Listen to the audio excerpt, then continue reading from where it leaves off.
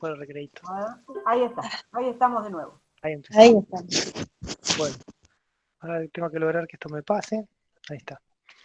Bueno, entonces, acá lo que iba a empezar a hablar era sobre cómo se valida el conocimiento científico, ¿no? Más allá de esto, de que tiene unas normas, ciertas reglas que tengo que cumplir con cierta transparencia, cumplir con las formas lógicas y demás, el conocimiento que nosotros vamos adquiriendo y que vamos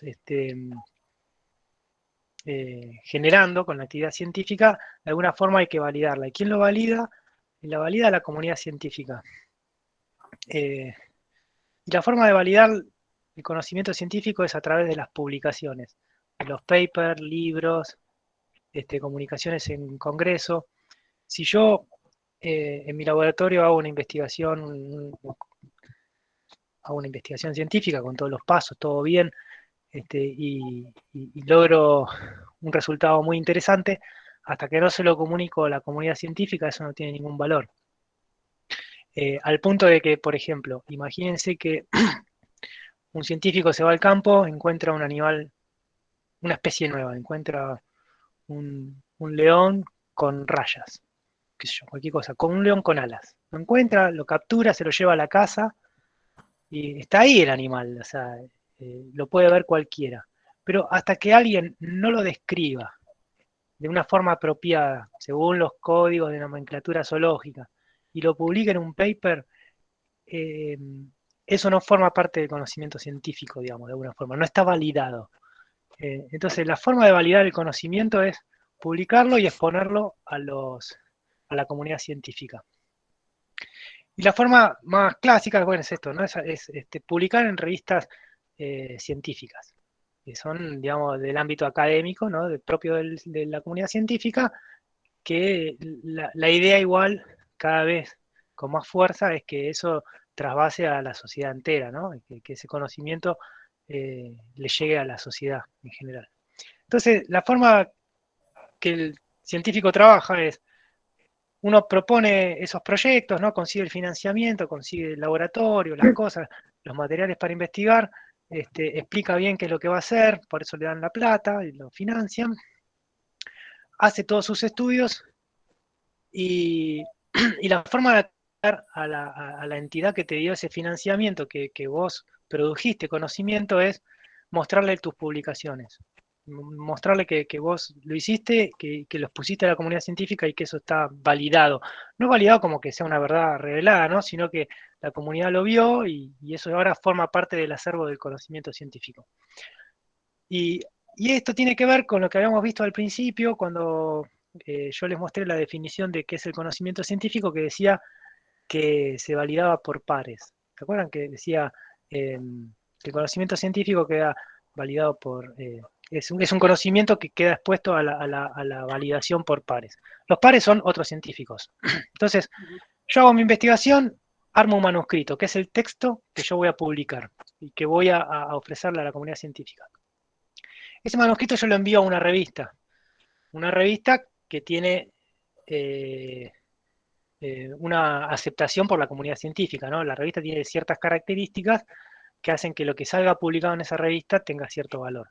Se asegura, digamos, de que esa revista se asegura de que publica cosas que cumplen con el método científico, digamos, ¿no? Entonces, mi manuscrito le llega a un editor, que es la persona encargada de recibir esos manuscritos y decidir qué va a publicar y qué no ese mes esa revista. El editor primero lo mira y si no le gusta lo que yo hice porque encuentra problemas en mi metodología o lo tengo muy mal redactado o hay cosas que son medio resultados que no, conclusiones que no se consiguen, que no se condicen con los resultados que yo obtuve en mi investigación, etcétera, el editor me puede devolver una carta muy amablemente diciéndome no lo vamos a publicar, me lo rechaza. Si al editor más o menos le gusta, lo que hace es lo pasa a pares, que son los revisores, que son otros científicos que entienden y que trabajan en la temática que yo trabajo, ¿no? Si yo publico algo sobre microfósiles, se lo va a mandar a otros micropaleontólogos, no se lo va a mandar a un físico, ¿no? Y la revista a la que yo la mandé va a ser también una revista que publique esos temas. Los revisores analizan mi manuscrito y le devuelven una respuesta al editor. La respuesta puede ser, este manuscrito es un desastre porque tiene estos problemas. Siempre, todo este proceso es bastante angustiante para el investigador, porque uno está exponiendo todo su trabajo a otras personas, digamos, y hay una cuota muy grande de ego también, y del esfuerzo que uno puso, entonces uno siempre está, este, bueno, de alguna forma muy expuesto a cuestiones emocionales en este proceso. Los revisores entonces pueden decir, mire, no, este trabajo tiene este problema, tiene este otro problema, hay un problema acá con los datos o la forma de presentar los datos, las conclusiones. Te lo pueden rechazar por mil variadas razones, ¿no? Desde que a partir de tus datos vos haces demasiadas conclusiones, digamos, estás, digamos, interpretando más allá de lo que los datos te permiten, o incluso que vos estás haciendo conclusiones muy pobres respecto a una riqueza que tenés de datos, o sea, como que te falta trabajar y sacar más interpretaciones a partir de los datos que tenés, digamos. Y entonces a mí me devuelven el manuscrito y me dicen, bueno, vuelva a participar, o sea, haga lo que quiera con esto, mándelo a otra revista o trabaje un poco más. En general, el proceso puede ser, este proceso de revisión por pares puede ser muy, como les decía hoy, muy dramático, pero en general ayuda mucho al científico a mejorar el trabajo y es enriquecedor para el científico. Lo otro que puede pasar es que el editor le gustó, se lo pasó a los revisores y los revisores te dicen, che, esto es una maravilla, publíquenlo, está muy bien, está bárbaro. En general siempre alguna corrección te hacen, pero correcciones que van desde... el revisor por pares de lo que tiene que encargarse más que nada de la revisión, de revisar tu trabajo, lo que vos estás diciendo, desde el punto de vista científico, digamos, ¿no? Pero hasta a veces también los revisores o incluso el editor hacen revisiones editoriales, ¿no? Te dicen, mira, esta frase ponela así, sobre todo para nosotros, hoy la ciencia se publica prácticamente en inglés, si uno quiere que a uno lo lean y lo citen, que su investigación, digamos, se esparza lo más posible por la comunidad científica en la que uno trabaja, la verdad es que hay que caer en escribir en inglés, y entonces para la gente que no es de ese idioma latino, las revisiones que pueden hacer los pares, sobre todo si son gente que habla inglés, son muy bienvenidas y muy ricas, porque le ayudan a uno mucho a mejorar la redacción y que lo que uno está comunicando se entienda mejor. Entonces, bueno, esto es la situación ideal. Va al editor, el editor se lo pasa a los pares lo aceptan, sale publicado. Casi nunca pasa esto. Lo que en general siempre pasa, pero fíjense que en el proceso nunca vamos a evitar a los revisores, ¿sí? Entonces, el editor, la revista y el sistema, digamos, de publicación te aseguran que lo que yo estoy publicando alguien más que es experto en mi tema lo ha visto. No necesariamente esa persona revisó todos mis datos, rehizo mi investigación, no porque eso no. Pero ven lo que yo declaro, ven mis datos, ven mis interpretaciones y dicen, bueno, esto es un buen trabajo, este es un trabajo científico, se puede publicar. Y eso a mí me llamó la atención que estuviese en la definición esa que tenía Wikipedia, ¿no? Porque realmente esta es la forma en la que un trabajo científico queda validado, por la misma comunidad, por los mismos expertos, por los mismos pares. Lo que más común es que los revisores encuentran cosas para mejorar, que son las revisiones, entonces le dicen al editor, mire, el trabajo está muy bien, pero yo le aconsejo que no lo publique hasta que el autor no revise concienzudamente estas consideraciones, ¿no? Y a uno le ponen cosas, ¿no? Entonces eso es lo que vuelve el editor te dice, miren, los revisores dijeron estas cosas, si uno las arregla y las mejora, el editor la publica. Puede ser que vuelva a hacer otro, muchas veces cuando las revisiones son muy importantes, el editor antes de publicarlo se lo vuelve a dar a los revisores y ahí ya lo publica. Y una vez que nuestro trabajo científico está acá, en esta parte, en Vamos que sale, es que ese trabajo que nosotros hicimos se incorpora a lo que es parte del conocimiento científico. Y bueno, Este meme me gustó porque representa un poco el proceso de publicación, ¿no? O sea, está ahí el investigador con su manuscrito y tiene que atravesar todas esas barreras hasta que su trabajo sea publicado y sea comunicado. Pero en definitiva, todo este proceso que yo les digo en serio puede ser muy tedioso y a veces uno puede estar hasta 1 año y medio esperando que un trabajo salga publicado, desde que lo envía hasta que lo ven los revisores, el editor y todo, es lo que de alguna forma le da ese prestigio a la ciencia también. Aunque, y esto me parecía interesante por ahí contarles a ustedes de la actividad del científico, porque por ahí esto no es tan conocido. ¿Cómo se valida el conocimiento? ¿Qué es lo que tiene que hacer un investigador una vez que produjo algo de conocimiento? ¿Cuáles son todos los pasos y qué es lo que hace que después ese conocimiento quede validado y pase a formar parte de lo que es el conocimiento científico? Y bueno, es bastante sacrificado. Uno por ahí ya, a mí me pasa, ¿no? Me pongo a trabajar en una cosa, por ahí me lleva 3 meses obtener todos los datos, me lleva un mes redactar un buen manuscrito y lo envío a una revista. Y ya me pongo a trabajar en otra cosa. Y por ahí pasan 1 año y medio hasta que el trabajo que yo hice sale publicado, digamos. A veces no tanto, ¿no? Pero bueno, y depende de las revistas. Ahora, en torno a todo esto, podemos tener una charla de 1 hora.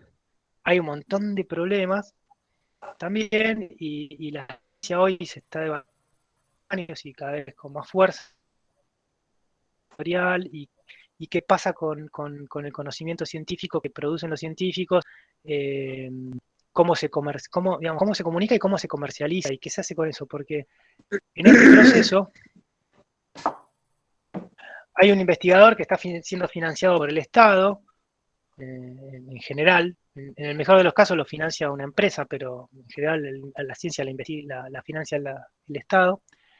Hay un editor el editor es un investigador, yo soy editor de una revista, que está trabajando, haciendo su propio trabajo científico y a la vez recibiendo manuscritos para analizarlos, para ver si los publica en la revista que él es editor o no. Muchas veces ese trabajo por ahí no es exactamente de la disciplina que él hace. Esta persona tiene que conseguir los pares, que son otros investigadores que están haciendo su propio trabajo y están escribiendo su propio manuscrito y tienen que ponerse a leer mi bodrio y hacerme correcciones.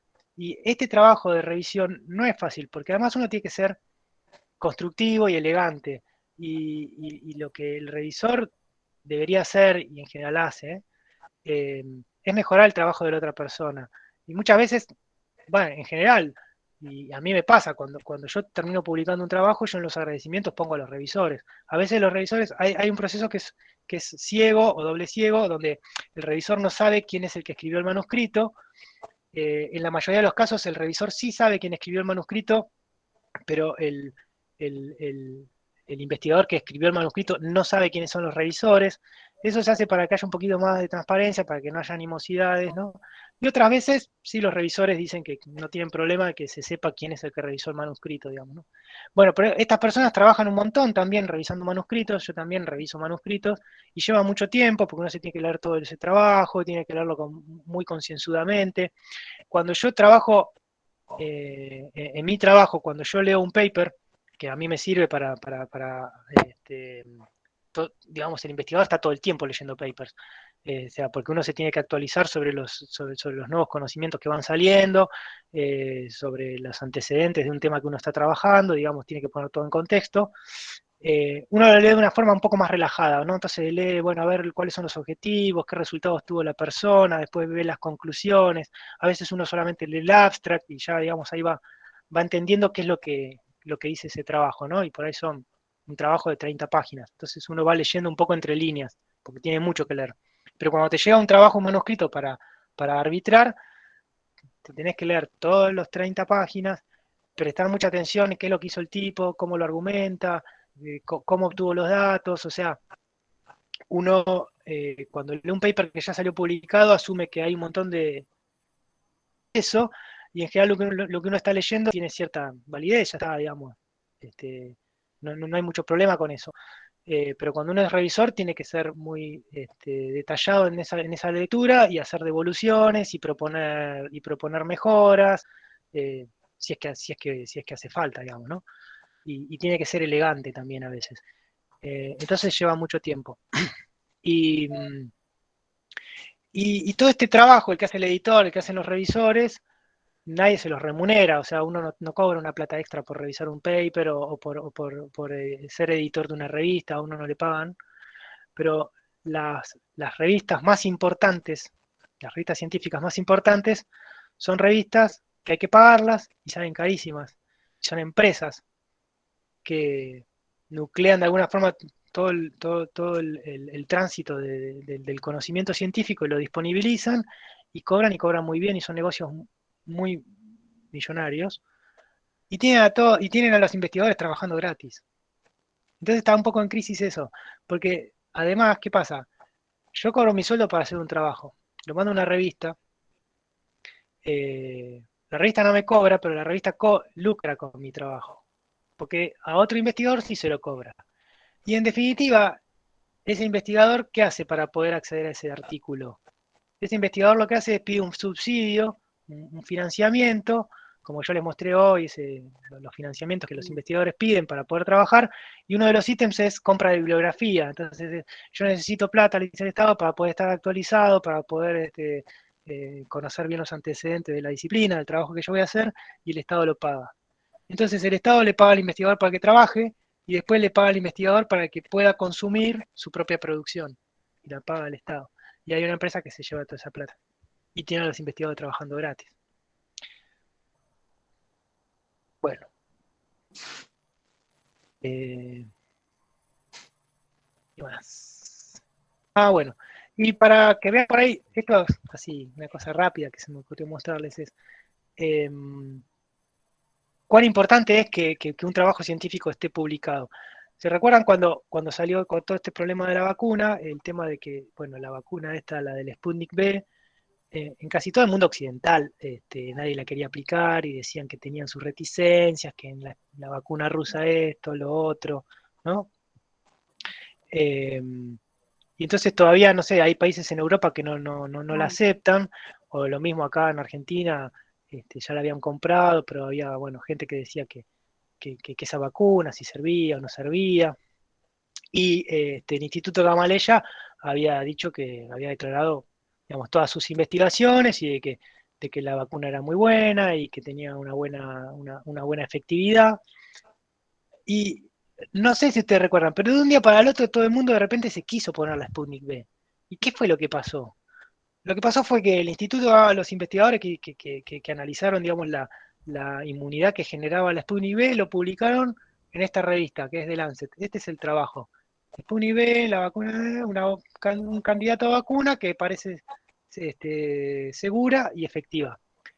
Cuando esta revista de Lancet, que es una de las revistas más prestigiosas de medicina, publicó los resultados de Sputnik V, detrás está toda esa confianza que la sociedad pone en el trabajo científico y en el proceso del avance del conocimiento científico, donde esto no se discute.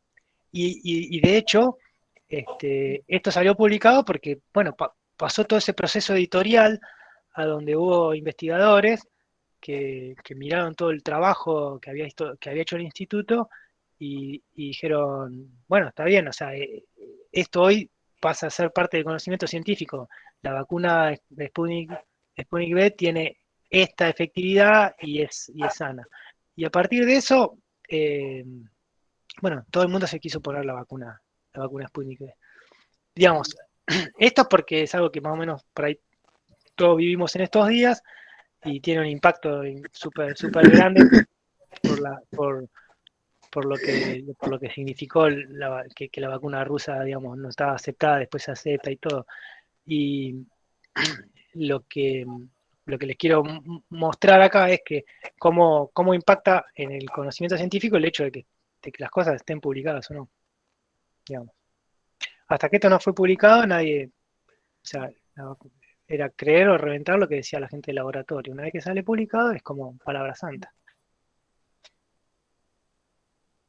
Bueno, y después acá puse un par de láminas, más, ya para ir terminando, en verdad, sobre cuando muchas veces se habla de lo que es la ciencia básica y la ciencia aplicada, eh, y esto también está un poquito por ahí atado también de cómo se socializa la ciencia.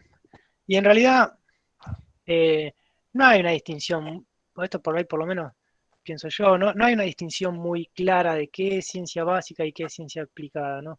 La ciencia aplicada en definitiva es el conocimiento científico que nosotros podemos trasladar al ámbito socioeconómico y del cual nosotros podemos beneficiarnos, la sociedad se puede beneficiar en una mejora de la calidad de vida o económicamente. Y el investigador, en general, y dependiendo de la disciplina en la que trabaja, eh, hace un poco ciencia básica, un poco ciencia aplicada, digamos, ¿no? Yo soy un paleontólogo raro en el sentido de que como trabajo en una disciplina que tiene una aplicación este, eh, muy directa a la industria del petróleo y con ya una trayectoria, digamos, larga en eso, entonces yo a veces en general yo me defino como un investigador que hace ciencia básica. A mí lo que me gusta es la academia, me interesa determinados temas que por ahí no necesariamente son del interés de la industria. La industria lo que quiere, o la ciencia aplicada lo que busca es, a partir de conocimiento científico o de una metodología científica, o sea, de la aplicación de los procesos eh, y los métodos que usa la ciencia, resolver un problema puntual. Eh, entonces, eh, la ciencia básica, de alguna forma,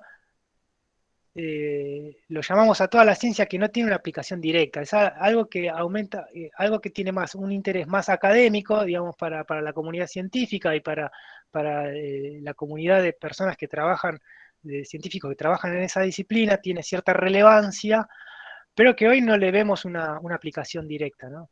Entonces, yo acá, por ejemplo, puse en mi caso, yo soy autorreferencial porque un poco les voy lo que quiero es plantearles mi experiencia y contarles un poco mi experiencia, no, no darles una clase de método científico, porque no soy epistemólogo ni me dedico a esto. Pero, por ejemplo, yo acá tengo un trabajo donde yo lo que hice fue, acá encontré este, dos especies nuevas, las describí y armé un paper con esto, ¿no? Lo publiqué. Y sobre esas especies nuevas puse un poquito acá qué importancia tenían desde el punto de vista paleoecológico y bioestratigráfico, digamos, le saqué un poco, puse un poco en contexto esas especies, qué relevancia tenían, ¿no? Más allá de incrementar el número de especies conocidas para el grupo de fósiles que yo trabajo, ¿no? Pero en realidad esto si bien para los nanopaleontólogos puede ser importante, no tiene ninguna importancia directa en el ámbito socioeconómico, digamos. Pero la acumulación de este tipo de trabajos hace que después, cuando nosotros tenemos identificadas determinadas especies y qué importancia pueden tener, o sea, cómo están distribuidas en los estratos, digamos, a lo largo de la historia geológica o cómo están distribuidas en el espacio, yo como investigador he viajado, por ejemplo, a hacer trabajos en Boca de Pozo, en una empresa petrolera, donde los tipos lo que querían es que a medida que iban perforando la roca, yo les diga en qué edad estaban, qué ambiente estaban, cómo veían las cosas ahí abajo, digamos, ¿no? Y eso sí ya es ciencia aplicada directamente. Eh, yo podría, eh, yo podría vivir de hacer esto, digamos, de no ocuparme de hacer ciencia básica, nada los papers y estar haciendo siempre proyectos y trabajos que lo financie alguna empresa, digamos, ¿no? Y no aportar. Y, pero ¿qué pasa? En algún punto, cuando nosotros hacemos estos trabajos, esa ciencia aplicada también va generando nuevos datos y va acumulando de alguna forma también nueva información y nuevo conocimiento que lo podríamos incluir dentro de lo que es la continuidad de estos avances en la ciencia básica. De hecho, este pozo justo eh, cuando yo trabajé acá, después con la gente que yo trabajé terminamos publicando un trabajo y, y haciendo todo un esquema de cómo era la estratigrafía de esa región a partir de los microfósiles y generamos un modelo de secuencia de eventos de microfósiles a lo largo de los estratos para toda esta región, ¿no? Con este pozo y otros pozos que estudiamos. Y eso es un trabajo que yo hice a partir de un proyecto súper aplicado que se pagaba específicamente de eso, pero que hoy formaría parte de lo que es el conocimiento de la ciencia básica. Entonces, esto básicamente pasa en todas las ciencias. Hasta si pensamos en las ciencias que menos prestigio tienen, como la psicología o la sociología. Yo me acuerdo que siempre que hay crisis en Argentina, a veces aparece gente, ¿no?, que quieren desprestigiar eh, la- algunas instituciones, ¿no? Siempre, bueno, se empieza a hablar mal del PAMI, que se lo chorean, que se chorean la plata del PAMI, que se chorean la plata de ANSES, ¿no? Y muchas veces en esos momentos de crisis de la Argentina también, al CONICET incluso han querido, digamos, estigmatizarlo, ¿no? Como decir, bueno, en el CONICET son todos ñoquis, ¿no? Y siempre que se plantean esos discursos, en general a los que más le pegan es a la gente de sociales, ¿no? Dicen, porque hay un investigador ahí me acuerdo puntual, uno que decían que trabaja eh, aplicando el modelo de socialismo de Marx para la revolución, para la revolución eh, del 25 de mayo en Argentina, y si para 1810 Marx ni había nacido, ¿no? Entonces, con esos argumentos, digamos, ¿no? Pero bueno, el trabajo de Marx es como un modelo de entender la sociedad, ¿no? Entonces no está mal que se aplique a un momento histórico y ver cómo funcionaba la sociedad y analizar esa sociedad y esos cambios a partir de... Pero bueno, eh, lo que quiero decir es que en algún punto toda la ciencia tiene una aplicación, digamos. Y las ciencias sociales son súper importantes también, aunque, aunque no sean tan importantes como las ciencias naturales. Nosotros somos mejores científicos, claro, estamos debajo de los matemáticos, pero somos mejores que los de sociales.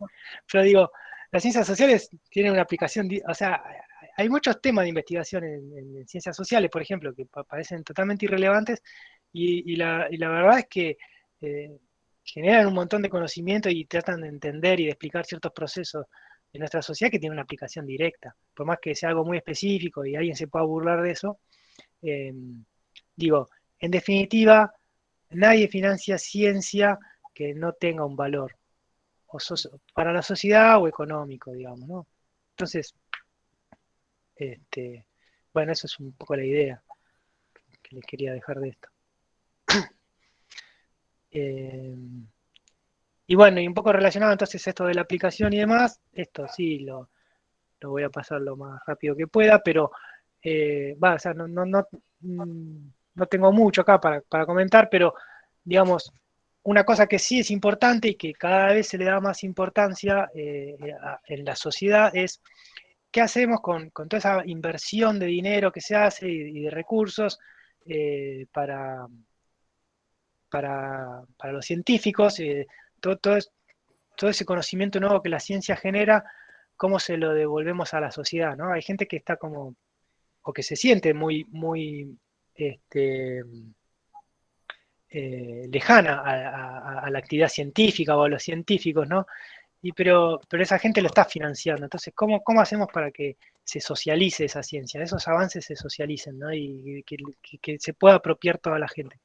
Entonces, lo más tradicional y lo más importante y lo que más se hace es la divulgación científica,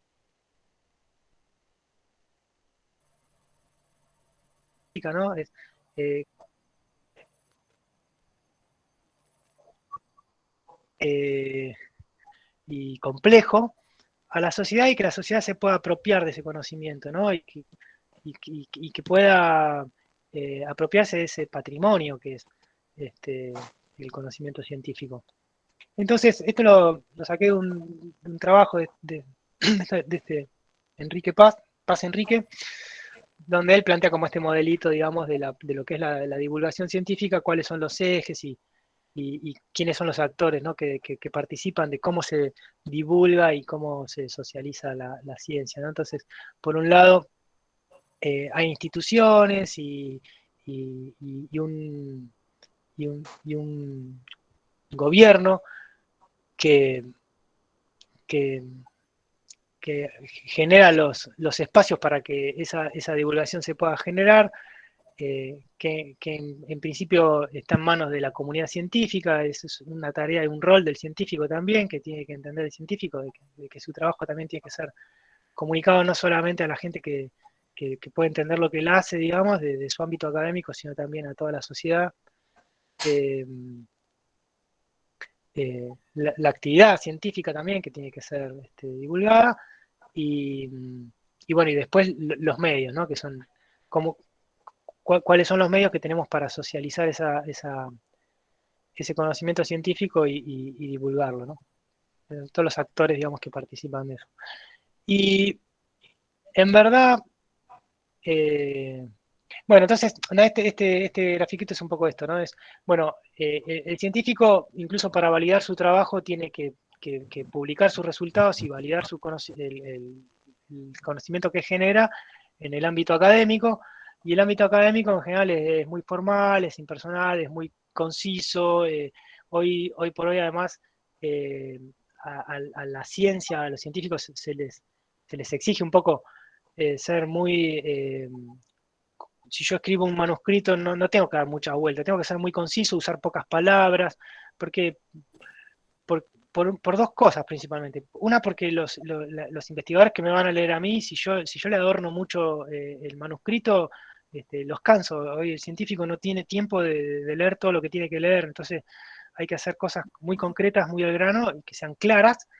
Este, y por otro lado, las revistas tienen un problema con el financiamiento, con el tema del papel, entonces también muchas revistas, si haces texto, publicaciones muy largas, te las rechazan, o sea, y te recortan mucho. Más allá de que hoy, digamos, casi todos son por medios electrónicos, hay muchas cosas que por ejemplo, por ejemplo, publicar una especie nueva, eh, solamente es válido si lo publicamos en alguna revista que publique determinada cantidad de números en papel, por ejemplo. Eso en algún momento por ahí se acaba, ¿no? Pero digamos, tiene que haber un soporte físico muchas veces para que quede validado el conocimiento científico. Y después, entonces, para la divulgación es un poco, bueno, está la divulgación más amarillista, que es, digamos, en general es para un público más amplio, más recreativo, digamos, son temas, digamos, más, donde lo que se divulga son temas más marketineros, digamos, ¿no? Entonces, qué sé yo, por ahí siempre sale en el diario una noticia, un dinosaurio nuevo, el más grande, el más chico, el más feroz, el más carnívoro, ¿no? A mí, yo como paleontólogo me tienen repodrido los paleontólogos de dinosaurios, los odio, porque esos tipos encuentran los huesos y salen con un título, el dinosaurio más carnívoro de todos, y ya tienen un paper en Nature. Es envidia nada más, ¿no? Yo publico 2 especies nuevas de nanofósiles y no le importa a nadie. Pero si fueran dinosaurios y estuvieran en un museo, diría, qué importante, ¿viste? Este, y después, bueno, hay también todo mucha gente trabajando en hacer también, en perfeccionar cómo es esa divulgación, en tratar de que sea algo más entre estricto, ¿no? Y este grafiquito, ¿no? Entre un poco balanceado, entre no perder precisión y ser eh, eh, accesible y preciso con la información, pero también que sea una información que pueda incorporar una persona que no sea eh, académica, ¿no? Una persona que sea específicamente de eso. En general, este tipo de publicaciones a veces vienen, por ahí vienen en libros o vienen con glosarios o con lecturas recomendadas para ampliar, ¿no? Eh, y, y lo otro que yo tenía por acá puesto, la extensión, que por lo que vi, lo que ustedes están haciendo, Claudia, también es un poco de extensión, ¿no? Con estas charlas. Así es. Este, y lo que es interesante es que en los últimos años a los investigadores también se los evalúa, digamos, ¿no? Entonces, pero en todo el mundo, ¿no? A los investigadores se los evalúa por su producción, por su, por su trabajo, digamos. Y en general siempre la evaluación estuvo muy centrada a la publicación de papers, ¿no? ¿Cuántos papers publicás, en qué revistas, cuánto impacto, cuánto te cita la otra gente? Pero ahora eso está cambiando un poco, por suerte también, y, y hay un montón de programas del Ministerio de Ciencia, pero también a nivel mundial, ¿no?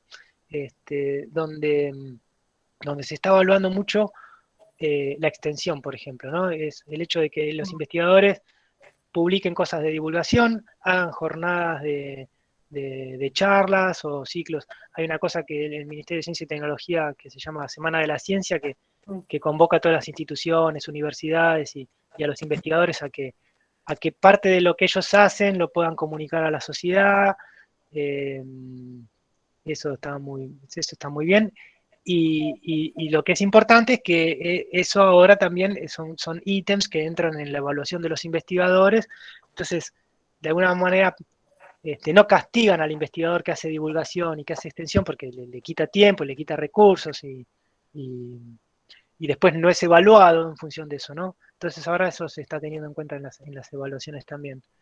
Y la disponibilización, que bueno, es un poco eso, eh, es un poco la- tanto la extensión como la divulgación y lo que es la ciencia aplicada, ¿no?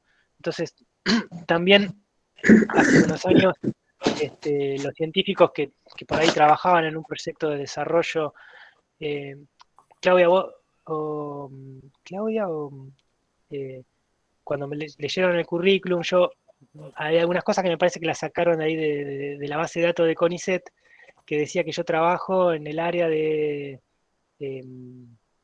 proyectos complejos y transferencia y no sé qué. Eso es Sí, por mi participación en ITEC. Eh, y entonces ahí en ITEC, digamos, nosotros los investigadores que estamos ahí hacemos mucho trabajo que por ahí es confidencial para la empresa, que no lo podemos publicar, eh, y que son cosas que a veces tienen el esfuerzo y la dedicación que tiene un paper, otras veces son cosas más sencillas, más pavas, ¿no? Es resolver algo más rápido. Eh, pero bueno, nos tiene mucho tiempo ocupado en eso y en un momento también el sistema, digamos, científico eh, no evaluaba esa tarea, digamos, ¿no? Y ahora también se está empezando a evaluar un poco más. La transferencia, es lo que llamarían, digamos, transferencia, ¿no? Es transferir los recursos y el conocimiento científico al ámbito socioeconómico, digamos. Em, Así que bueno, más o menos eso es lo que yo tenía preparado. Yo quería comentarte algo, Juan Pablo, bueno, a todos, ¿no? A raíz de algo que vos comentaste hace un ratito, y recordaba un profesor, un colega, formador de docentes, formador de profesores de biología, que un día lo escuché decir, muy liviano de cuerpo, dice, ciencias las naturales, lo demás filatelia. O sea, con un enorme desprecio que lo manifestaba siempre hacia las ciencias sociales y otras ciencias, porque para él lo único que servía era lo que enseñaba, que eran los pasos del método científico, que eran procedimientos secuenciados del método experimental. Por supuesto, todos los chicos lo saben, supongo que ya por ahí lo han visto. Por supuesto, no era un colega de mi devoción, ¿no? No era santo de mi devoción. Pero sirve para ver cuánto daño se puede llegar a hacer, porque cuando eso vos lo enseñás en las aulas, como profesor, porque además nosotros acá somos profesores de biología, más allá de que muchas veces algunos se presentan como biólogos, ¿no? Es decir, por ejemplo, no hace mucho, creo que se festejaba el Día del Biólogo, y muchos profesores de biología se felicitaban porque era el Día del Biólogo. Yo no soy biólogo, yo soy profesor de biología y orgulloso de serlo, ¿no?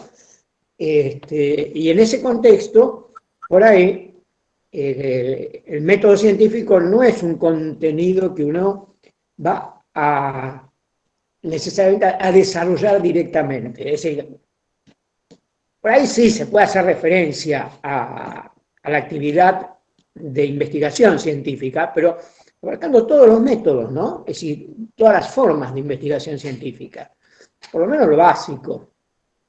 Y es importante que el profesor lo sepa y sepa cómo transmitirlo, porque después en lo cotidiano aparecen comentarios como, no, esto está científicamente comprobado. ¿Qué es lo que está científicamente comprobado? ¿Quién valida ese conocimiento?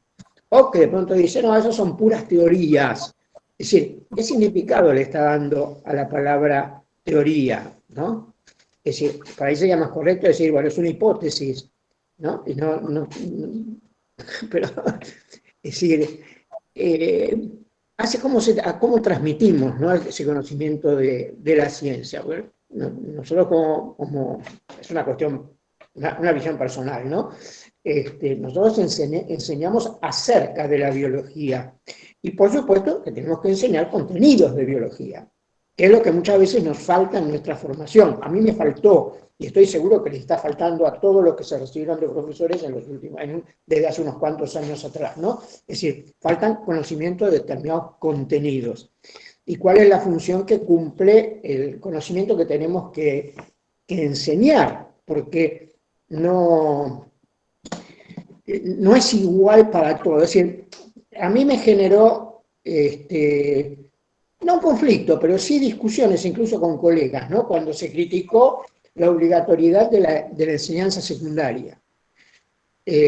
Porque significó un cambio muy importante, y yo creo que muy positivo, ¿no?, porque hace que nuestros chicos, los adolescentes, los jóvenes o cualquiera que estudie, es mucho más importante que en vez de tener 7 años de educación formal o 10 si le ponemos el jardín de infantes, se le sumen 5 o 6 años más de formación secundaria, donde la biología cumple una función. Pero ¿cuál es la función que cumple?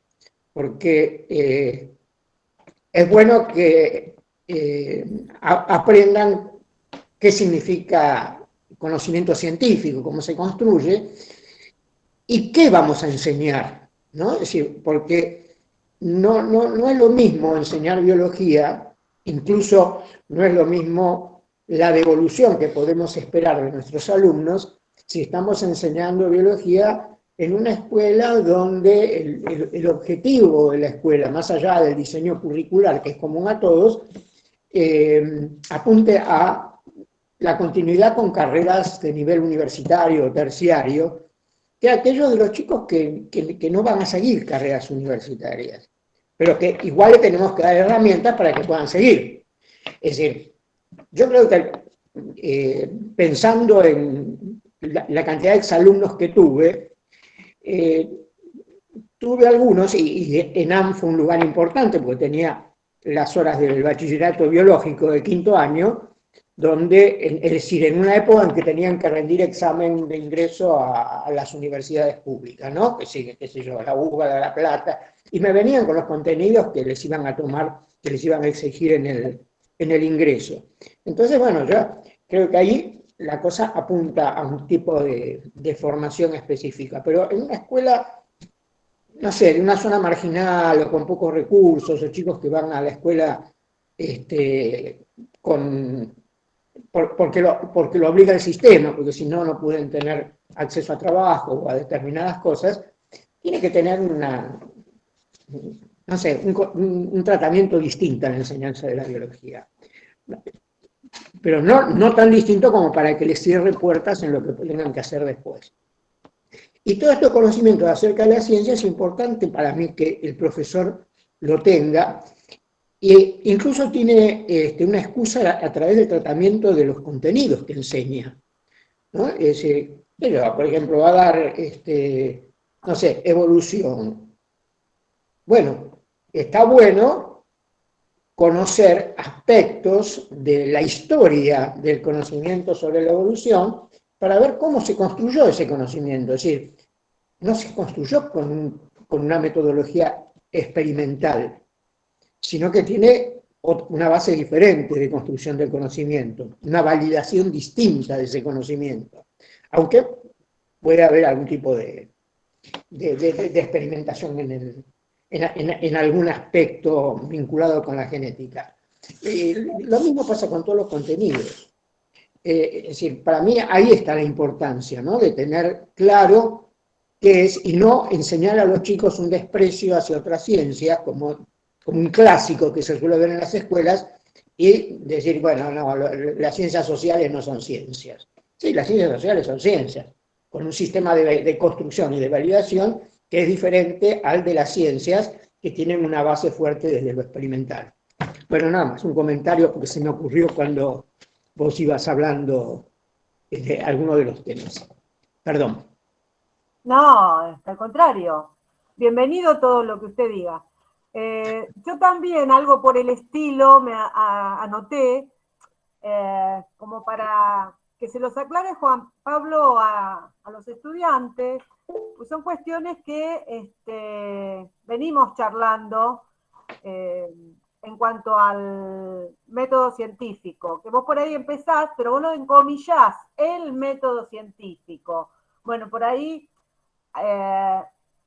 hemos tratado de desmitificar hace un par de años esto de el método científico como único método de las ciencias naturales, digamos.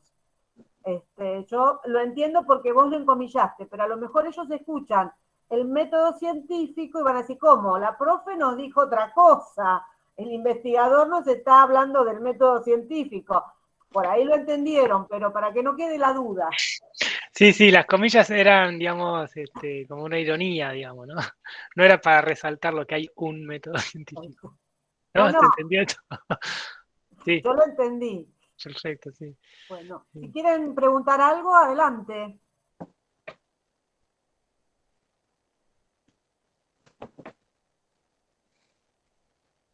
Se quedaron mudos. Luján está hablando, la veo que habla, pero estás muteada. No sé Luján si está muteada. estás hablando con tu familia o querías preguntar algo. No, que justamente estaba comentando, un gusto, Juan Pablo, en principio. Estaba comentando con mi hermana que alcanzó a escuchar lo que decía Claudia del método científico, que fue como una forma de desterrar esta idea que tuvimos en segundo año, y que ella decía, bueno, a ver si quedaron algunos con la duda o no. O sea, yo le decía que había entendido perfectamente lo que, digamos, las comillas del método. O sea, que es algo muy importante porque yo creo que la mayoría de los alumnos que ven en la secundaria algo de ciencia y del método, entienden esto, que el método es científico y que la ciencia es verdad. Incluso yo cuando empecé el profesorado en primer año, también íbamos rondando eso hasta que empezaron a aparecer estas ideas como más profundas y ver realmente dónde estábamos parados. Pero bueno, hoy yo ya cursando tercer año, ya puedo hablar de esta manera. Es todo un proceso, como la ciencia. Muy bien. Sería un proceso más fácil si de entrada nos lo empiezan a enseñar y a hacer ver ese contenido de otra manera, ¿no? Porque si no te condicionan los aprendizajes posteriores. Pero bueno. Sí, y un poco cuando yo puse la primer filmina así que decía el método científico, y les puse varios gráficos, digamos, representando el método científico, como para mostrarles que pasa eso.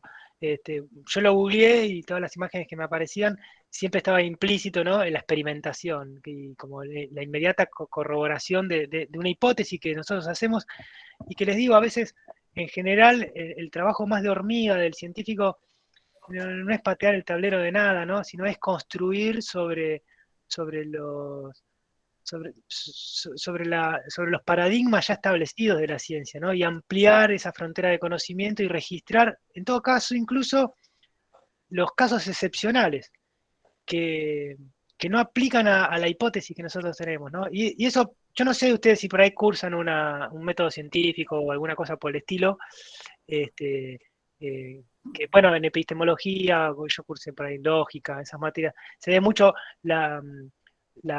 ¿cómo se llama? Lo que es la hipótesis central, las hipótesis auxiliares, las hipótesis ad hoc, ¿no? La verdad es que el trabajo, la actividad científica está llena de eso. Es, bueno, esto funciona así, pero en este caso no me funcionó, y si no me funcionó es porque esta condición no se daba, entonces si hipotetizo esto otro, entonces sí voy a cumplir con la hipótesis dura en la que yo estoy trabajando. Y la verdad es que eso pasa porque uno no tiene nada mejor, porque todavía a nadie se le ocurrió algo que Claro. sea superador y que integre una sola hipótesis, que integre esas hipótesis auxiliares y todas esas hipótesis ad hoc y generen una sola hipótesis, ¿no? Ellos en cuarto año tienen metodología de investigación científica. De todas maneras, bueno, en la didáctica, en las ciencias naturales, en tercero, tratamos de ir mechando estas cuestiones. Y ellos venían con una formación antes en la cual veían el método científico como el método de las ciencias naturales y con una serie de pasos inamovibles en una secuencia determinada que no se podían alterar, que tenían que estudiar de memoria, que si cambiaban un paso les desaprobaban el examen, o sea, acá creo que la mayoría han pasado por eso yo te decía, bueno, yo en cuarto año me los encontraba con esa formación y cuando yo planteaba, bueno, la teoría de la evolución no encajaba en esa metodología científica, para nada, pero era muy difícil. ¿Y Claro, qué más central que la teoría de la evolución para las ciencias naturales, ¿no? bueno, tal cual, es lo que yo les decía, pero era muy difícil en cuarto año, en una sola materia, además de, bueno, metodología, tratar de cambiar esa visión. Ahora, bueno, han cambiado los profesores y está cambiando la formación y ya desde primer año estamos con esto de la metodología de las ciencias, varias, las que sean, ¿no? Y el método, entre comillas, científico pasa a ser el método experimental, una forma. Así que bueno, nos viene bárbara tu charla, tu validación, digamos, ¿no? Está bien. Sí, y por ahí lo que es central también es esto de la demarcación, ¿no? Como para ver cuáles son los objetos de estudio, cuáles son las cosas que son relevantes, que, que, Claro. que la ciencia, digamos, el conocimiento científico no puede ser tautológico, entonces ahí se va ordenando un poco todo, ¿no? Y entonces te calzan un poco todas las excepciones y todas las particularidades que tiene cada una de las disciplinas, porque la verdad es que si nos ponemos muy estrictos, podríamos decir, bueno, entonces que la sociología no sea más ciencia, que la historia no sea más ciencia, y Claro. entonces vamos a dejar de exigirle cierta rigurosidad por el hecho de que la historia no se repite, digamos. Pero bueno, hay un montón de procedimientos, procesos y formas de partir los datos, de analizar los datos, de contextualizar la información que le es propio de la organización, digamos, metodológica y metódica y sistemática que organizó la ciencia. Y yo prefiero que los sociólogos hagan ciencia y no que hagan lo que se les ocurre, ¿no? Claro. No, solo por el hecho que no pueden experimentar. Claro. Lo Acá mismo Belén, los astrofísicos tampoco experimentan. claro, claro. Belén Vega dice que en el secundario le enseñaron cómo hay que seguir ciertos pasos del método. Sí, por eso hay que cambiar en el profesorado. Y Carlos Vázquez dice que el año pasado lo escuchó a Gelfo, al doctor Gelfo, y que ahora con tu charla nota la importancia de utilizar analogías en la explicación. Y Lara dice que es súper interesante de qué manera se publican los papers y las revisiones que llevan, como así también el tema de las financiaciones. O sea, hemos Bien. tratado de... Dos cosas. A mí me gustan mucho las analogías y a veces analogías, ¿no? Porque cuando uno busca analogías tienen que ser buenas, porque si no, confunden. A mí a veces, no sé, Claro. yo no digo que las use bien, pero me parece que a veces clarifican mucho. Y después lo otro lo de los papers, sí, eso cuando Claudia me dijo de si quería hacer una charla y que la armara en torno a lo de las publicaciones, en torno a lo del conocimiento científico, me pareció que eso era algo que yo descubrí que no se sabe mucho de cómo es el proceso, digamos, de la vida más, porque eso es lo que nos atraviesa a los investigadores cotidianamente, ¿no? Por un lado, conseguir financiamiento a través de proyectos y cómo se organiza y se estructura un poco, y ahí a veces tiene un poco de sentido hablar de una forma más caricaturesca sobre cuál es tu hipótesis, cuál es tu contexto, ¿no? Y después como es el tema de los papers, nada, que me parece que es súper interesante, es re central en la vida del investigador, es re central en el desarrollo de la ciencia y eso no se conoce, en verdad. Creo que no se conoce mucho. Cómo es el No, proceso de validar una investigación científica, ¿no? Y es una de las cosas que más prestigio le termina dando a la ciencia, aunque digamos, ¿por qué? Porque no es porque lo digo yo, porque soy científico, me pusieron un bonete de científico y yo digo que trabajo con el método científico y entonces publico algo, sino que hay un control para, eh, para mantener esa transparencia y honestidad en la ciencia, que es algo que de alguna forma se terminó acordando entre la comunidad científica, ¿no? Que le da esa fortaleza de, que en parte le da ese prestigio, ¿no? Que cada investigador es auditado por otro investigador que conoce lo mismo.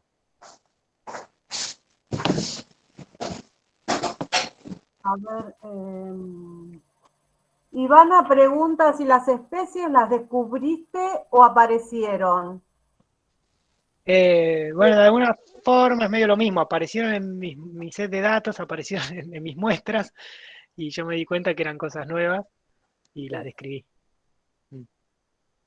Y Belén dice que no se habla del sacrificio y de todo el proceso que tienen que pasar para publicar un artículo. Claro, nosotros lo desconocíamos. Gracias por la charla, muy interesante. Y la idea de la charla era también ponerlos a ellos en contacto directo con alguien que está investigando realmente en nuestro país y que está inmerso en la investigación científica. Y bueno, qué mejor para que nos hable del tema de la investigación científica y del surgimiento del conocimiento científico. Clarisa, sí. ¿Qué tal? Yo, Claudio. Ah, Claudio, bueno. Sí.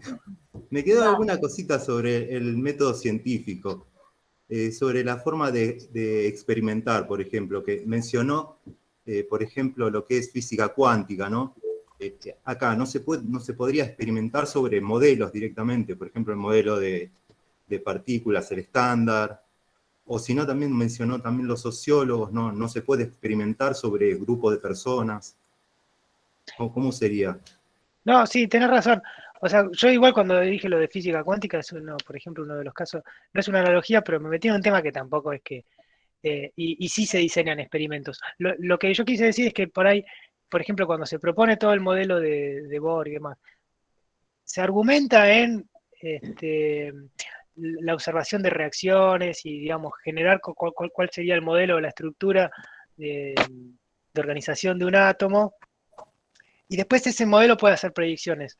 Y bueno, después con la aparición de los aceleradores de partículas y demás, se pueden diseñar experimentos, que en la mayoría de los casos son como observaciones indirectas, ¿no? Son como lo que se observa en esos experimentos es los efectos de lo que predice el modelo, ¿no? Pero no es que, eso sí quise decir por ahí, como que no se observa un quarks, que es una subpartícula del átomo, ¿no? No sé, de una subpartícula de un neutrón. Pero lo que se observa son liberaciones de energía o velocidades en las partículas que, que las predicen los modelos. Pero en realidad sí es una experimentación, eso sí. Y después en la sociología lo que vos decís también, o sea, si vos querés analizar, no sé, la reacción no sé, de un grupo de personas frente a un estímulo o a una publicidad, digamos, y también tiene mucha aplicación, ¿no? O sea, se puede. Pero bueno, pero es más difícil, y además, sí, qué sé yo. Depende de la pregunta que te hagas, digamos, ¿no? Pero Tal vez por ahí no también. necesariamente. A ver, espera, Jorge Pérez, espere, que termino de redondear la idea.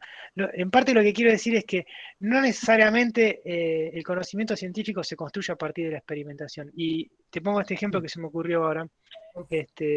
Si un biólogo sale a una selva y encuentra una especie nueva, la describe, la cataloga, la publica, digamos, eso es parte ahora del conocimiento científico, digamos, o sea, aumentaste la diversidad biológica que hay y todo, ¿y qué experimentaste ahí? O sea, ¿qué proceso de experimento o contrastación llevaste a cabo? ¿Observaste, mediste, describiste, comparaste tu espécimen con la diversidad, digamos, conocida, con las formas de organismos que vos tenías, que ya conocías que eran parecidas, y concluís que es una especie nueva? No hay una experimentación ahí. Y dependiendo qué bicho encuentres, puedes tener un trabajo muy importante, digamos, en una revista muy importante.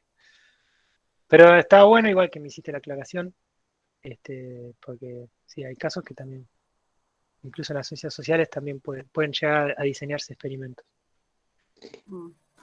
Por ahí lo que se me ocurrió comentar a raíz de la pregunta que hizo este muchacho, que no recuerdo cómo, porque no me sale acá. Yo estoy con el celular, así que no me salen todos. Claudio.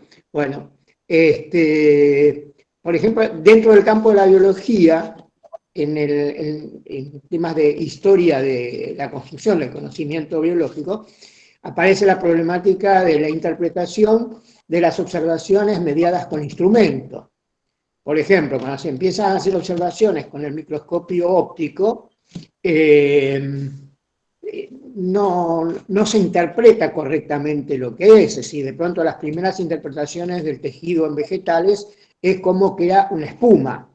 Está bien que se empezaron a ver primero tejidos vegetales en tejidos con células ya muertas, donde está la pared celular nada más. Pero después pasa lo mismo cuando se comienza a estudiar el tejido nervioso. Es decir, el tejido nervioso se describía incluso como formado por células y fibras, como cosas independientes. Después empieza, a partir de algunas descripciones, no me sale el apellido del español que hizo las descripciones, asoció la fibra a la célula. O sea que son observaciones que no tienen experimentación en ese momento, pero que se van relacionando con formas manifiestas de funcionamiento. Y cuando se descubre el microscopio electrónico y se empieza a usar en biología, también la discusión era si lo que se observaban eran artefactos o consecuencias, imágenes que se generaban por la manipulación de la preparación y de la observación a través de las fotografías o las cámaras que mostraban la ultraestructura celular. Incluso, por ahí, son todos muy jóvenes, pero, por ejemplo, en el año 1966, siempre me acuerdo, no me acuerdo de todo lo de esto, pero este dato puntualmente sí me acuerdo, en 1966 se descubrieron los lisosomas y se empiezan a describir funciones posibles de los lisosomas. Bueno, yo en ese momento estaba cursando el profesorado. En el 66 estaba haciendo el servicio militar, así que no estaba cursando nada. Pero nosotros, yo terminé el profesorado de cursar en 1967 y no se sabía casi nada de células. Se empezaba a conocer ultraestructura celular, pero la célula que yo había estudiado en el profesorado es más o menos muy parecida a la célula del libro de Dos Santos Lara del secundario. Y de los lisosomas me enteré mucho después, leyendo artículos en la revista Investigación y Ciencia, que se publicaba, y ahí fueron apareciendo muchos contenidos sobre ultraestructura celular. Pero había muchas dificultades en la observación, porque en realidad era muy difícil encarar experimentaciones, o sea, aplicar el método experimental a las observaciones y a las hipótesis que se creaban a partir de las observaciones con instrumentos, con la observación mediada por instrumentos, ¿no? Bueno, eso quería comentar, no sé si por ahí Claudio lo asoció con el tema de la física, a mí se me ocurrió que puede haber también hacer paralelismo con algunos contenidos desarrollados dentro del campo de la biología. No, está perfecto. Yo, por eso, no. Dale, Claudio. digo que asociamos más la experimentación a algo más visual, más físico, ¿no? Que algo... Claro, por eso cuando ustedes estudian, cuando estudiamos todo, porque a mí, yo hasta lo enseñé mal, por ahí fui modificando y me costó mucho modificar, tuve que leer mucho, pero cuando te dicen los pasos del método científico, estamos partiendo mal, porque se puede armar una secuencia, pero que es aplicado a una metodología de investigación muy particular, que en realidad no es el único método científico, es aplicable al método experimental y de una manera muy esquemática, ¿no? Porque no siempre el método experimental surge a partir de la experimentación de uno, sino que puede ser de los aportes de conocimiento de otros que previamente se acercaron al tema. También incluso el hecho de ver, qué sé yo, que de pronto la hipótesis es una idea, una respuesta probable, pero que requiere poder predecir un resultado a través del experimento para validar esa hipótesis o no, y que esa hipótesis no se convierta en una verdad como me enseñaron a mí en un principio, ¿no? Sino que simplemente se transforma en una hipótesis validada, nada más que eso, ¿no? Pero bueno.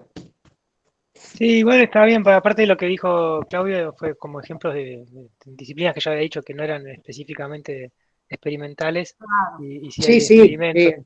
Pero de todas formas, igual el concepto también es más o menos, el concepto de experimento también puede ser que vos en la hipótesis puedas generar predicciones, porque Claro. el experimento de alguna forma implica que vos tenés condiciones controladas, o sea, que vos controlás el proceso y entonces vas a testear la hipótesis que vos te propusiste o cómo funciona el fenómeno o el objeto. Y por ahí en cosmología, en cosmología, por ejemplo, alguna de las hipótesis, bueno, no puedes experimentar, digamos, pero sí puedes predecir. Entonces, qué sé yo, decir, bueno, si el universo está en expansión, entonces la predicción es que si observamos la galaxia más lejana van a tener un corrimiento al rojo más, y bueno, y en definitiva, la predicción o la experimentación cumplen con el mismo propósito, que es generar una implicación contrastadora, es proponer algo que te permita a vos estimar si tu hipótesis es verdadera o es falsa. Puede ser una predicción, puede ser de acuerdo. un experimento. Sandra pregunta si considerás posible la investigación por parte de docentes en ciencias naturales. Seguro, yo puedo obvio. contestar una parte, vos también. Dale. Bueno, contestale vos, Claudia. No, vos primero. Para mí sí, más vale que sí, cualquiera puede investigar. Y la idea, me parece que de los científicos es también, de alguna forma, y de la ciencia, es que se socialice más todavía la ciencia y que cualquiera pueda hacer ciencia, digamos, ¿no? Del ámbito que venga. Igual, mi respuesta más personal y por mi experiencia es que, en verdad, igual, es muy difícil que pueda ocurrir algo así, porque yo hice una carrera que básicamente su salida laboral es la investigación científica, ¿no? El paleontólogo no tiene otra cosa de qué vivir si CONICET no te emplea, y hace ciencia, pero es difícil porque hoy por hoy la ciencia avanzó muchísimo también, está muy especializada, es muy difícil, digamos, si vos vas a trabajar en un tema, estar al día en ese tema, saber tenés que conocer cuáles son las preguntas, cuáles son los temas, tenés que conocer la comunidad científica, digamos, ¿no? Lo que sería el capital simbólico del científico, ¿no? Y de esa disciplina. ¿Cuáles son las áreas importantes, en qué se está trabajando y cuál es el contexto? Entonces, yo que salí de la facultad preparado para ser científico, no hubiese podido hacer ciencia tampoco solo. Mi experiencia fue terminé la facultad y empecé a ver la posibilidad de trabajar con algún docente, con algún investigador de la facultad, me ofrecieron un tema, empecé a trabajar en ese tema, me ofrecieron un tema de doctorado, o sea, un tema para que yo investigue, para que me vaya formando como investigador, sobre algo que yo en verdad desconocía, y esto pasa así en general, o sea, el investigador que ya está inmerso en esa comunidad, en ese ámbito, propone líneas de investigación porque conoce y guía a la persona que se va a formar, y en general nunca lo hace solo, en general tampoco el investigador trabaja solo, en el sentido, bueno, sí, pero bueno, me parece que en todo caso, que si un docente de ciencias naturales puede hacer ciencia, me parece que sí, pero siempre necesitas por ahí, la forma segura que te voy a decir que sí es que vos colabores con alguien, ahora, la idea romántica del profesor, porque los ha habido en la historia. Ahora no me acuerdo bien quién había sido. Hay un profesor de biología muy conocido inglés que no sé qué teoría fue la que desarrolló él. Me acuerdo de haberlo leído en algún lado, en el librito de Asimov o algo. Pero esa idea romántica del tipo que está solo en su casa y tiene su laboratorio y de repente descubre la pólvora, hoy es mucho más difícil, porque la ciencia está mucho más entrelazada en la sociedad y hay mucha más gente trabajando en eso. Y la ciencia está mucho más, cada vez más especializada también, ¿no?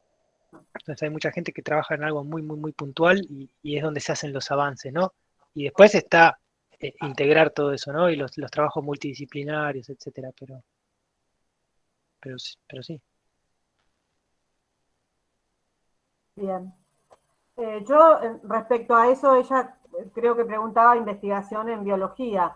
Los docentes podemos hacer investigación, es más, cuando presentamos un proyecto para concursar una cátedra, uno de los ítems que nos piden es actividades de extensión académica, por ejemplo esta.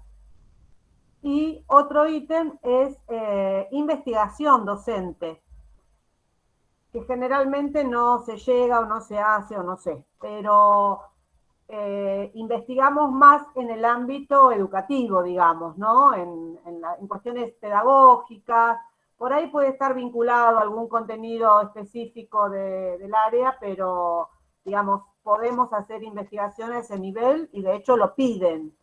Que no se hace, no se controla, es otro tema. Bueno. ¿Alguien más quiere preguntar algo? Claudia, si me permitís, yo lo que quiero es expresar el agradecimiento hacia Juan Pablo en nombre de todo el equipo directivo. La verdad es que este espacio, este tiempo que nos brindaste a nuestros estudiantes, a docentes y a la institución, todo esto es sumamente importante, enriquecedor, este recorrido que hiciste sobre la ciencia, sobre la comunidad científica, la verdad es que realmente enriquece este trayecto de formación y reitero esta invitación que se reitere. Las puertas del instituto están abiertas, así que cuando quieras brindarnos nuevamente tu tiempo y espacio, serás bienvenido. Un espacio sumamente importante y en este momento, dentro de la virtualidad, generar todo esto viene bien. Y es parte también de poder brindarnos un poquito de este conocimiento que vos tenés. Así que muchísimas gracias y también, estás invitado a participar de los concursos. Ya sabés que, en la institución siempre se cubren cátedras a partir de el camino de los concursos, así que, sería muy enriquecedor que en algún momento tuvieras ese proyecto como parte de tu trayectoria. Así que las puertas del instituto quedan abiertas para cuando quieras volver. Muchísimas gracias. Muchísimas gracias, Laura. Yo quiero aclarar que las dos especies que Juan Pablo descubrió y describió, tienen un género que ya existía, pero el nombre específico es el nombre de sus dos hijos, de Nico y Lara. Mirá, El abuelo tenía que aclarar. muy bien, muy bien. Muchísimas gracias por aclararlo. Que dar ese detalle. Muy Sí, bien. buenísimo. Gracias, Jorge, te dicen por acá. Gracias. Sí, sí. Bueno, Bueno, si alguien más quiere preguntar, si no, se pueden ir retirando. No sé si tienen alguna... Ahí, Claudia, Sí. Belén preguntó si podía pasar el PowerPoint. Yo no tengo ningún problema, si quieren lo paso, ¿sí? No sé. Sí, nosotros tenemos la grabación y bueno, si lo podés pasar, también. Yo sí, si quieren te lo paso a vos, Claudia. Lo que pasa es que yo no le daría Sí, tanta sí. importancia porque la verdad que yo esto lo armé medio como disparador para organizar un poco lo que yo quería comentarles, pero Sí, igual algunos tienen esta charla por ahí. como reemplazo de la clase que tenían hoy o que van a tener el miércoles, mis clases, y van a tener que hacer una actividad, pero que no va a ser sobre el PowerPoint precisamente, sino sobre todo lo que vos explicaste.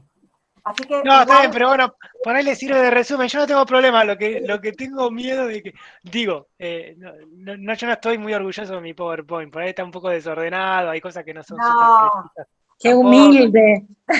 No, Está porque muy sí, bien. no, está yo lo bueno. paso, pero A bueno, ellos les no, sirve de guía. Yo también hago Power claro, parecidos y bueno, les queda como de sí. guía y acá dice que se valoran mucho los memes. Yo Ah, también bueno, uso sí. memes.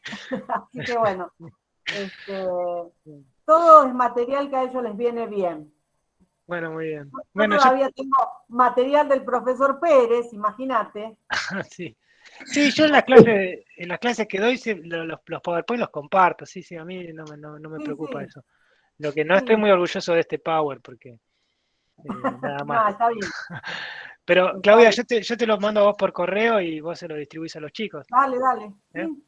Sí, sí, sí, Bueno, sí, perfecto. Bueno, Bueno, gracias a vos también, Claudia, por haber hecho posible, por haber organizado toda esta propuesta. Así que, bueno, agradecida en nombre de todo el equipo. Y por supuesto también a Jorge, ya habíamos hablado anteriormente. Así que, bueno, muchísimas gracias. Y bueno, un dato, mirá, no sabíamos que ya había formado parte de nuestra unidad académica. Así que, bueno, también está la propuesta abierta, puede volver, por supuesto. Así que... no creo que hacerte. No quiere saber nada. ya está en otro camino, bien, bien, Tal bien. cual. Así que bueno, Este, muchísimas gracias. Claudia, para vos también. Gracias. gracias Gracias por la a todos invitación. por participar. Gracias, Jorge. Te esperamos a vos para una charla informal, libre, una charla libre. Y gracias, miles, Juan Pablo, por tu tiempo y por tus conocimientos y por la claridad. Y la verdad que nos viene bárbaro a todos. bueno, gracias a todos por las palabras de agradecimiento y todo. Y bueno, listo, me gustó mucho estar acá y charlar con ustedes. Bueno. Y Claudia, acordate, no le digas nada a Jorge Pérez, pero hacemos sí, tiene muchísimas ganas de hablar Jorge Pérez. Hacemos un simulacro. Sí, Decimos que yo voy a dar hacemos... otra charla y lo Dale. dejamos hablando. Y yo me voy. Vos Quedo te vas, hablando. dale. Sí, ya está, la tenés asegurada. Sí. Tal cual. Buenísimo. chicos. Muchas gracias. Muchas Chao, gracias. Chao, chao, Buenas hasta luego. noches. que sigan Chao. bien. Chao, chao. Gracias. Gracias. Chao.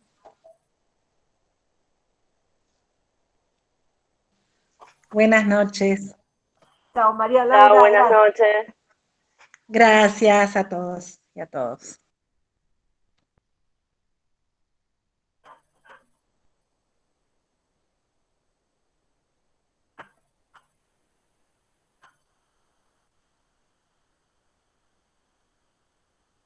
Bueno. Bueno, acá estamos, Clau.